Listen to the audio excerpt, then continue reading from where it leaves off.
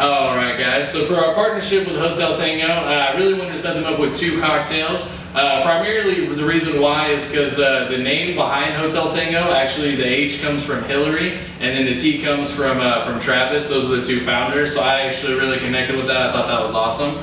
So we decided to make two cocktails for them. The second one that we're going to tackle is actually one that I just tackled on How To Cocktail. We're going to make a classic whiskey sour with one little Hotel Tango switch up. We're going to feature their cherry liqueur, and we're going to use their 2-year rye whiskey in our sour.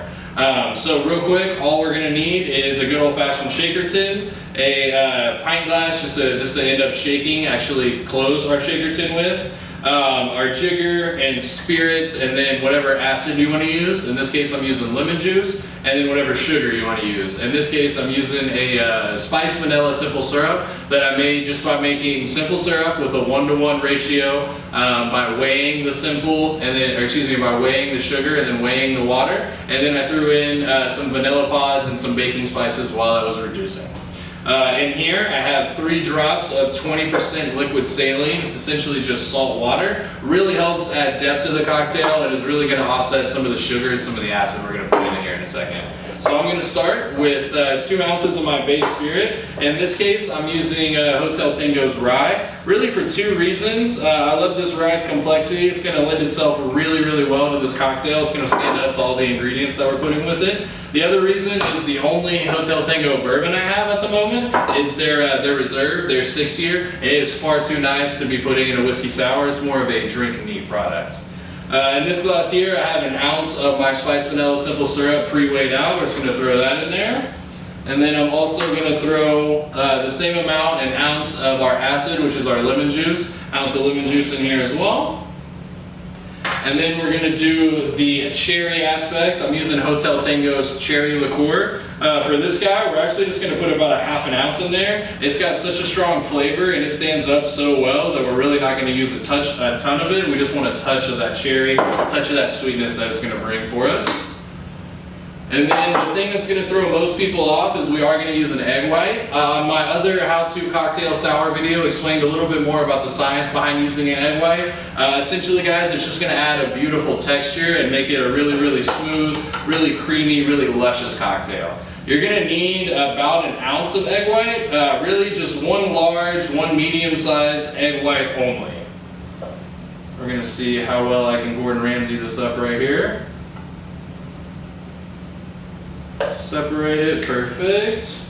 And then guys, we're going to use a process called reverse dry shaking. Again, in my other How To Cocktail Sour video, I go a little bit over the science of it, but with the reverse dry shake, we're going to start by shaking our cocktail with ice first. After I've shaken the cocktail and diluted it about halfway, I'm going to stop, strain the ice back out, and then shake the drink with just air and the cocktail present. That's going to be to kind of give us the finishing touch and aerate the cocktail. So here we're going to go ahead and add ice. I'm going to get a nice seal on our shaker tin. And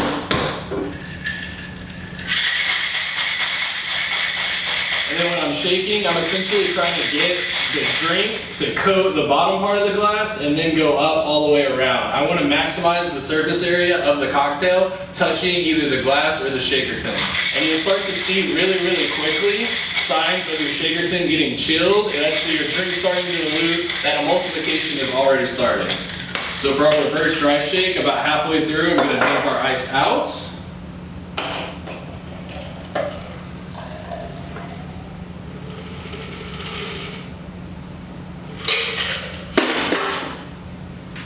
And then for this shake, we're really just giving it our finishing touches. We're mainly adding air to the cocktail. So my strokes are going to be a little bit longer. I'm kind of fluffing it up a little bit more. I'm allowing more air to pump itself into the drink. It makes it a lot more luscious, a lot smoother, a lot easier drinking.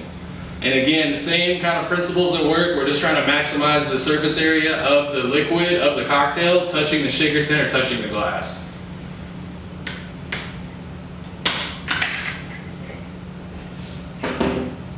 And then for finishing effects, me personally, I don't like to serve sours on ice because it really kind of ruins the visual effect that you gave of the egg white. It's going to kind of build a really nice, creamy, real frothy head.